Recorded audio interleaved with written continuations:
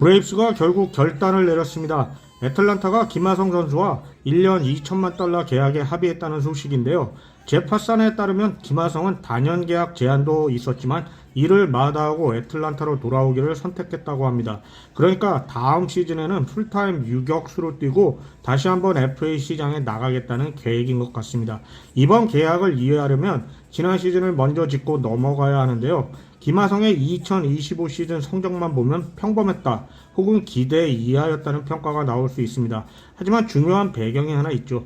김하성은 2024년 9월 어깨 관절 와순 파열 수술을 받았고 사실상 제대로 된 오프 시즌을 보내지 못한 채 2025 시즌을 맞이했던 것입니다. 브레이브스가 이번 계약에서 기대하는 핵심도 바로 그 지점인데요. 정상적인 오프 시즌을 거친다면 수비에서는 다시 골드글러브급 퍼포먼스에 가까워질 수 있고 타격은 평균 수준만 회복해도 충분히 전력 보강이 된다는 계산입니다. 이번 계약은 여러 면에서 의미가 큽니다. 먼저 알렉스 앤서폴로스 단장이 애틀란타 부임 이후 오프 시즌에 스카포라스의 고객과 계약한 건 사실상 처음입니다. 과거 댈러스 카이클 사례는 시즌 중반에 이루어졌고 여러모로 예외적인 계약이었죠. 이번에는 정식 오프 시즌 계약이라는 점에서 더 눈에 띕니다. 또 하나 한 달 가까이 이어진 브레이브스의 설득 작업이 결국 통했다는 점도 주목할 만합니다. 그리고 무엇보다 선수 옵션 없이 1년 계약으로 마무리했다는 점은 구단 입장에서 상당히 인상적인 결과입니다. 흔히 말하듯 1년 계약에 나쁜 계약은 없다는 말이 딱 들어맞는 사례입니다. 다만 냉정하게 봐야 할 부분도 분명히 있습니다. 김하성은 애틀란타에서 타격 지표 자체는 커리어 평균과 크게 다르지 않았지만 수비와 송구에서 확실히 아쉬운 모습을 보였습니다. 어깨 수술 이후 회복 과정의 영향으로 보이는 부분인데 이번 시즌이 그 상태를 가늠하는 중요한 기준점이 될 겁니다. 그래서 오히려 구단 입장에서는 장기 계약보다는 단기 계약이 더 합리적인 선택이기도 합니다. 김하성의 2025 시즌 전체를 보면 원래는 템파베이와 2년 계약의 첫 해였지만 부상으로 인해 상황이 꼬였는데요. 시즌 초반 어깨와 허리 문제로 고생하면서 레이스 유니폼을 입고는 단 24경기 출전에 그쳤고 이 기간 OPS는 0.611로 커리어 최저 수준이었습니다. 결국 그는 웨이버로 풀렸고 이후 애틀란타에서 시즌을 마무리했습니다.